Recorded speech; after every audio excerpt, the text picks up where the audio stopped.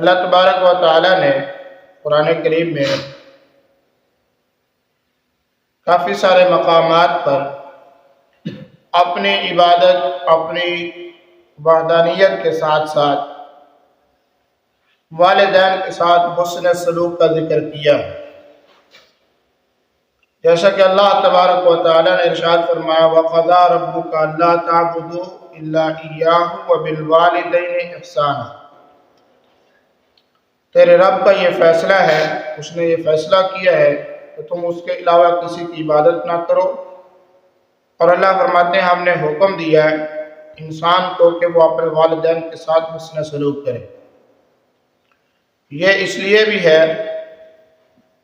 کہ جو انسان اپنے والدین کی عزت، احترام اور ان کے حقوق سے، ان کے حقوق کی ادائیگی سے، ان کے ساتھ حسن سلوک سے قاصر ہے نا، وہ اپنے رب کی بھی معرفت حاصل نہیں کر سکتا۔ حقیقت میں وہ اپنے رب کی توحید کو بھی نہیں پہچان سکتا، اپنے رب کے حقوق کو بھی ادا نہیں کر سکتا۔ دیکھیں نا، جس بندے کو یہی احساس نہ ہو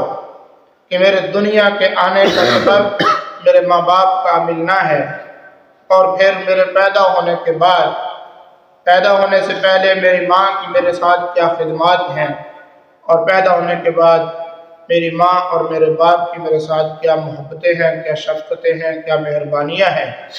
ان کی کیا جناب وہ کوششیں ہیں مجھے پالتے رہے، پوستے رہے، اور پھر میری سردی گرمی کا خیال کیا، میرے جناب کھانے پینے کا خیال کیا،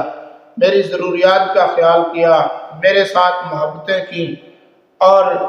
کرتے رہے، سال بیتتے رہے، عرصہ بیتتا رہا، حتیٰ کہ آج میں جوان ہو گیا، آج میں اپنے بازوؤں کو اوپر جناب بڑا مان کرتا ہوں، اور اس کے ساتھ ساتھ میرے اندر بڑے بڑے پروگرام ہیں، اور بڑے بڑے میں ایسے کام کرنا جانتا ہوں جو میں کرنا نہیں جانتا تھا۔ تو تب میرے والدین نے مجھے اپنے ساتھ لگائے رکھا اور بڑی محبتیں کی۔ اچھا، جس کو جوان ہو کر جوانی میں، بڑی عمر میں، طاقت و قوت والی عمر میں آ کے یہ احساس ختم ہو جائے، اپنے والدین کی قدر نہ کر رہا ہو، اپنے والدین کی نافرمانی کر رہا ہو، حسن سلوک نہ کرتا ہو، تو جس کو یہ احساس نہیں نا اپنے والدین کی خدمت کا، وہ اپنے رب کی عبادت بھی کیسے کر سکتے ہیں؟ اللہ تبارک و تعالیٰ نے اپنی عبادت کے ساتھ والدین کے ساتھ حسن سلوک کو اکثر مقام پر ذکر کیا۔ دیکھیں، نبی رحمت محمد رسول اللہ صلی اللہ علیہ وسلم نے یہ بات ارشاد فرمائی ہے کہ والدین کی رضا، والدین کی خوشنودی وہ اللہ کی خوشنودی ہے، اور والدین کی نافرمانی یہ اللہ رب العزت کی نافرمانی ہے۔ والدین کو ناراض کرنا یہ اللہ کو ناراض کرنا ہے۔ اب دیکھیں کتنی بڑی بات ہے کہ اللہ رب العزت کی ناراضگی کا سبب والدین کی ناراضگی ہے، اور اللہ رب العزت کی رضا کا سبب والدین کی رضا ہے۔ یہ ماں باپ وہ اللہ تبارک و تعالیٰ کی طرف سے انسان کے لیے نعمت ہوتے ہیں۔ قدر تو تب ہوتی ہے جب یہ نعمت چھن جاتی ہے، قدر تب ہوتی ہے جب یہ نعمت نہ ہو۔ وہ باپ جس نے اپنی کمر پہ بوجھ ڈالا اور دھوپ کے اندر کھڑے ہو کر کے محنت و مزدوری کی، سردی کا خیال نہ کیا، ٹھٹھرتی راتوں میں جناب یہ محنت و کوشش کر رہا ہے، اس سے پوچھا جائے کہ تو یار اتنا کیوں کماتا ہے، اتنی کیوں جناب محنت کرتا ہے، اتنی کوشش کیوں کرتا ہے، تیرے ہاتھ کتنے ایسے ہو گئے، تیرے پاؤں جناب پھٹ گئے، اور اتنی سردی کی شدت، گرمی کی شدت، یہ سارے معاملات کیوں برداشت کرتا ہے، لوگوں کی باتیں کیوں سنتا ہے، لوگوں کے پاس جب ملازمتیں کرتا ہے ان کی گالیاں کیوں سنتا ہے؟ تو اس کا ایک ہی جواب آتا ہے، میرے چھوٹے چھوٹے بچے ہیں، میں ان کے لیے کر رہا ہوں، ان کے لیے محنت کر رہا ہوں، لوگوں کی باتیں بھی سنتا ہوں تو اپنے بچوں کی محبت کے لیے، اگر میں سردی گرمی بھی برداشت کرتا ہوں تو بچوں کی محبت کے لیے، میں اگر اپنے کمر پر بوجھ وہ ڈالتا ہوں جو میں اٹھانے کے قابل نہیں ہوں، یہ بھی میں کرتا ہوں تو اس لیے کہ میرے چھوٹے چھوٹے بچے ہیں، ان کی شفقت، ان کی محبت میرے دل میں ہے، میں ان سے محبت کرتا ہوں، میں ان کی دیکھ بھال کرتا ہوں، یہ ایک اللہ کی طرف سے مجھ پر فریضہ تھا، میں اس کو ادا کر رہا ہوں۔ وہ باپ اور وہ ماں کہ جس نے جناب 9 माह तक पेट में उठाया, उसके बाद अपने सीने से लगाया, अपने सीने से ग़िज़ा दी और जनाब इसके साथ वो मोहब्बत की, वो शफ़क़त की कि उस जैसी मोहब्बत दुनिया में फिर कोई और ना कर सका इससे। तो फरमाए ये सारी मोहब्बतें क्यों करते हैं? इसलिए कि इसको इनसे मोहब्बत होती है, ये बच्चों से मोहब्बत करते हैं ये वालिदैन, तो इन सारी मोहब्बतों का सिला ये देते हैं, ये अपने माँ बाप को नाराज करते हैं। वालिदैन के साथ हुस्न सलूक की इंतहा क्या है, हम तो उसको पहुंच ही नहीं सकते। अल्लाह तबारक व तआला ने ये बात कह दी है कि वालिदैन के साथ तुमने हुस्न सलूक करना है, वो तुम्हें जो कहते हैं उनके सामने कभी भी अपनी पूरी जिंदगी में उफ तक न कहना, वला तकुल लहुमा उफ़िन, उनको ये न कहना कि अब्बू जी तुम पीछे हो जाओ, तुम्हें नहीं पता लगता बात क्या करनी है, इनको मैं डील करता हूं। अब्बू जी अब आप रहने दें, आप बूढ़े हो गए हैं, अब आपको कुछ पता नहीं चलता, मैं सियाना हूँ, मैं समझदार हूँ। जब आप उनसे ये बात कहते हैं ना तो उनके दिल पे चोट लगती है। ये चोट उस अल्फाज, उस लफ्ज़ की वजह से जब लगती है तो अल्लाह ताला फरमाते हैं तुम्हें ये भी नहीं कहना चाहिए था। अपने माँ बाप को इज्जत दो, माँ बाप का एहतराम करो। और माँ बाप अगर, ये देखो अगले अल्फाज में ना ये बात आ रही है, अल्लाह तबारक व तआला ने इस जैसे अल्फाज एक दूसरे मकाम पर हम पीछे पढ़ आए हैं हज़रत सुलेमान अलैहिस्सलाम के वाक़या में। अल्लाह ताला फरमाते हैं अपने वालिदैन के साथ हुस्न सलूक करो। अगर वो तुम्हें अल्लाह रब्बुल इज़्ज़त की नाफरमानी की तरफ दावत देते हैं, पर मैं उनकी बात ना मानना। क्यों? इसलिए कि अल्लाह रब्बुल इज़्ज़त की नाफरमानी में मखलूक की इताअत जायज़ नहीं है। मुस्नद अहमद की रिवायत है, अल्लाह की नाफरमानी में मखलूक की इताअत जायज़ नहीं है। लेकिन फिर भी साथ में कहा व साहिबुहुमा फिद दुनिया मारूफा, ऐ अल्लाह के बंदे ये बात जरूर है कि माँ बाप की वो बात ना मानो जो अल्लाह की नाफरमानी की बात हो, लेकिन दुनियावी एतबार से उनके साथ फिर भी मारूफ तरीके से पेश आना है, फिर भी उनके साथ हुस्न सलूक करना है। गुस्ताखी की इजाजत नहीं है, बेअदबी की इजाजत नहीं है। देखो हजरत इब्राहीम अलैहिस्सलाम का बाप क्या कह रहा था लअरजुमन्नका वहजुरनी मलिया, इब्राहीम मुझे छोड़ के या तो यहाँ से चला जा या फिर अपनी दावत को छोड़ दे, दोनों कामों में से एक कर लो, वरना क्या होगा मैं पत्थर मार मार के संसार कर दूंगा। अब इतनी बड़ी बात कह रहा है तो इब्राहीम अलैहिस्सलाम क्या कहते हैं, या अबती लिमा ताबुदु मा ला यस्मा वला युबसिर, या अबती ला ताबुदु शैतान, ऐ मेरे प्यारे अब्बा जान, ऐ मेरे प्यारे अब्बू जान, ऐ मेरे प्यारे अब्बू जान। वहां से जनाब सख्ती है और बेटे की तरफ से बाप के लिए नरमी, बेटे की तरफ से बाप के लिए नरमी। तो ये एक मकाम है वालिदैन का जिसको अल्लाह तबारक व तआला ने भी कसरत से बयान किया है। इमामुल अंबिया मोहम्मद रसूलुल्लाह सल्लल्लाहु अलैहि वसल्लम ने भी जनाब कसरत के साथ इसको बयान किया है और कहा है कि लोगों माँ बाप की इज्जत करो, उनका एहतराम करो, कभी भी किसी हालत में भी उनकी गुस्ताखी की इजाजत तुम्हें नहीं है। तो अल्लाह तबारक व तआला फरमाते हैं ववस्सैनल इंसान बिवालिदैहि हुस्ना, हमने इंसान को हुक्म दिया अपने वालिदैन के साथ हुस्न सलूक करना। व इन जाहदाका, और अगर वो तुझे मजबूर करें, कोशिश करें तेरे साथ लितुशरिका भी, कि तुम मेरी जात के साथ लोगों को शरीक बना, ऐसी चीज़ों को मा लैसा लका बिही इल्मुन, जिसका तेरे पास इल्म नहीं है, तो फरमाया फला तुतिअहुमा, फिर अपने माँ बाप की नाफरमानी इताअत न करना, फिर उनकी बात ना मानना।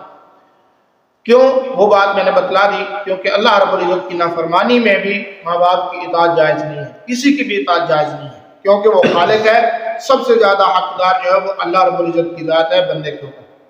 सबसे ज्यादा हक अल्लाह का है बंदे के ऊपर, वो अदा करना चाहिए। अब अल्लाह की नाफरमानी करके मखलूक की इताअत करें तो ये जायज़ नहीं है। लेकिन याद रख ले माँ बाप की फिर भी गुस्ताखी की किसी भी सूरत गुंजाइश नहीं है। इस आयत के शान नुज़ूल में हज़रत साद बिन अबी वक़्क़ास रज़ियल्लाहु तआला अन्हु का वो वाक़या भी आता है जो सही मुस्लिम में और जामे तिरमिज़ी में मौजूद है। हज़रत साद बिन अबी वक़्क़ास रज़ियल्लाहु तआला अन्हु مسلمان ہو گئے، نبی پاک صلی اللہ علیہ وسلم کی ذات پر ایمان لائے، کلمہ پڑھا، ہلکا بکوش اسلام ہو گئے۔ تو حضرت سعد رضی اللہ تعالیٰ عنہ کی والدہ نے کہہ دیا کہ سعد یہ تو نے کیا کیا؟ میں جس کو اپنا دشمن سمجھتی ہوں تو نے اس کا کلمہ پڑھا اور اس کے ساتھ جا کے بیٹھ گیا، اس کو تو نے اپنا رہبر و رہنما مان لیا، اس کو چھوڑ دے۔ حضرت سعد فرماتے ہیں اماں جی یہ بات اب مجھ سے نہیں ہوگی، رسول اللہ صلی اللہ علیہ وسلم کی محبت میرے دل میں جگہ کر چکی ہے اور اسلام کو میں نے اپنا سچا اسلام دین مان لیا ہے، یہ بات نہیں ہوگی۔ اس نے کہہ دیا، اس کی ماں نے، حضرت سعد رضی اللہ تعالیٰ عنہ کی ماں نے، کہ اے سعد اگر تو کلمہ نہیں چھوڑے گا، محمد صلی اللہ علیہ وسلم کا ساتھ نہیں چھوڑے گا تو پھر میں کھانا نہیں کھاؤں گی، بھوک ہڑتال کر دوں گی، سایہ حاصل نہیں کروں گی، دھوپ پہ کھڑی رہوں گی، اور اسی حالت میں چلی جاؤں گی دنیا سے، اور ساری زندگی کے لیے سعد تیرے لیے تانا بن جائے گا کہ سعد نے اپنی ماں کو قتل کیا۔ اب دیکھو ایک بیٹے کے دل میں ماں کی جو محبت ہوتی ہے، یہ جو رشتہ ہوتا ہے، اس کی جو قرابت ہوتی ہے، حضرت سعد رضی اللہ تعالیٰ عنہ کے دل پر کیا گزرتی ہوگی؟ میری وجہ سے میری ماں کھانا نہیں کھا رہی، کتنا مجبور ہو گئے ہوں گے۔ یہاں دو باتیں ہمارے سامنے آئیں گی اس حدیث سے۔ پہلی بات یہ ہے کہ اللہ تبارک و تعالیٰ کی عبادت میں کسی کو شریک نہیں کرنا، اللہ کی محبت دل میں آ گئی، رسول اللہ صلی اللہ علیہ وسلم کی محبت دل میں آ گئی، اللہ کی اطاعت جب کر لی نا، اس کے بعد بڑے سے بڑا قریبی بھی تمہارا ہونا تمہیں مجبور کر اللہ کے ساتھ شرک کرنے پر، تو کبھی بھی اللہ کے ساتھ شرک نہ کریں، جیسا کہ حضرت سعد کی یہ سنت ہے، جیسا کہ حضرت سعد کا یہ طریقہ ہے۔ انہوں نے کہا اماں مسئلہ یہ ہے کہ اب اسلام قبول کر چکا ہوں، توحید میرے سینے میں آ چکی ہے، رسول اللہ صلی اللہ علیہ وسلم کی محبت میرے سینے میں آ چکی ہے، لہذا یہ تو نہیں چھوٹے گی۔ ہاں تو میری امی ہے، بڑا مجھے دکھ ہو رہا ہے تیری ان باتوں سے، تیرے اس طریقے سے، تیرے اس رویے سے، لیکن یاد رکھ لیں اگر توحید و سنت کی خاطر، اسلام کی خاطر تو جیسی اور بھی کئی مائیں ہوتی تو میں وہ بھی قربان کر دیتا، لیکن توحید و سنت کو کبھی نہیں چھوڑوں گا اور اسلام کو نہیں چھوڑ سکتا۔ اور دوسری بات یہاں سے یہ ثابت ہوتی ہے کہ دیکھیں اللہ تبارک و تعالیٰ نے بھی یہی بات کہی ہے کہ مخلوق کی اطاعت خالق کی اطاعت میں، خالق کی نافرمانی میں جائز نہیں ہے۔ حضرت سعد رضی اللہ تعالیٰ عنہ نے بھی کسی ہی سنت پر عمل کرتے ہوئے یہ کام کیا۔ نبی رحمت صلی اللہ علیہ وسلم کا یہ صحابی اپنی ماں سے واضح طور پر انکار کر دیتا ہے، لیکن بے ادبی اور گستاخی کہیں سے ثابت نہیں ہوتی۔ کبھی بھی ایسے نہیں کیا کہ ان کی گستاخی کی ہو، ان کو گالیاں دی ہو، ان کی مار پٹائی کی ہو، نہ، وہ تو ماں تھی، دل میں دکھ تھا، درد تھا، تکلیف محسوس کر رہے تھے۔ تو حضرت سعد رضی اللہ تعالیٰ عنہ کا یہ جو واقعہ صحیح مسلم میں آتا ہے، اس کا شان نزول بھی یہ ہے، اور اللہ تبارک و تعالیٰ نے ان سے یہ کہہ بھی دیا تھا وَإِن جَاهَدَاكَ لِتُشْرِكَ بِي مَا لَيْسَ لَكَ بِهِ عِلْمٌ فَلَا تُطِعْهُمَا۔ جب وہ والدین کے ساتھ نیکی کرنی ہے، اس نے سلوک کرنا ہے، آسان طریقے سے پیش آنا ہے، لیکن جب وہ میرے ساتھ شرک پر مجبور کریں تو پھر میرے ساتھ شرک کبھی نہ کریں، پھر ان کی بات نہ ماننا، ان کی اطاعت نہ کرنا۔ لیکن دوسرے مقام پر فرمایا وَصَاحِبُهُمَا فِي الدُّنْيَا مَعْرُوفًا، لیکن والدین کے ساتھ حسن سلوک پھر بھی کرتے رہنا دنیاوی معاملات میں۔ تو اللہ تبارک و تعالیٰ ارشاد فرماتے ہیں وَالَّذِينَ آمَنُوا وَعَمِلُوا الصَّالِحَاتِ، اور وہ لوگ جو ایمان لائے اور نیک عمل کیے، لَنُدْخِلَنَّهُمْ فِي الصَّالِحِينَ، ہم ایسے لوگوں کو صالحین لوگوں کے ساتھ داخل کریں گے۔ یہ بہت بڑی عزت کی بات ہے، اعزاز کی بات ہے، رفع کہ جنت بھی مل جائے اور ساتھ ساتھ نیک لوگوں کا ساتھ بھی مل جائے، اس سے بڑی جناب سعادت مندی اور کوئی نہیں ہے۔ اللہ تبارک و تعالیٰ نے فرمایا وَمَن يُطِعِ اللَّهَ وَالرَّسُولَ، جو لوگ اللہ کی اطاعت کرتے ہیں اور رسول اللہ صلی اللہ علیہ وسلم کی بات مانتے ہیں، فَأُولَٰئِكَ مَعَ الَّذِينَ أَنْعَمَ اللَّهُ عَلَيْهِم مِّنَ النَّبِيِّينَ وَالصِّدِّيقِينَ وَالشُّهَدَاءِ وَالصَّالِحِينَ، ہم ایسے لوگوں کو انبیاء، صدیقین، شہداء و صالحین کا ساتھ نصیب کریں گے۔ وَحَسُنَ أُولَٰئِكَ رَفِيقًا، فرمایا یہ جو ساتھ ہے یہ بہت ہی عظیم ساتھ ہے، اس جیسا عظیم ساتھ اور کوئی نہیں ہے۔ اس جیسی سعادت مندی اور کوئی نہیں ہے، رفاقت اور کوئی نہیں ہے۔ تو اللہ تبارک و تعالیٰ فرماتے ہیں ایماندار اور نیک لوگوں کو ہم نیک لوگوں کے ساتھ ہی جگہ دیں گے۔ اللہ رب العزت کی بارگاہ میں دعا ہے انت ولینا فی الدنیا والآخرہ توفنا مسلمین والحقنا بالصالحین۔ جیسا کہ یوسف علیہ السلام نے کہا اے اللہ جب ہم دنیا میں رہے تو اسلام پر، ہمیں موت آئے تو ایمان پر۔ اے اللہ جب ہم دنیا سے جائیں، اللہ تو دنیا سے جاتے ہوئے ہمیں ایمان کی حالت میں موت دینا اور جنت میں نیک لوگوں کا ساتھ نصیب فرما دینا۔ اسی دعا کے ساتھ میں اختتام کرتا ہوں وما علیہ الا البلاغ۔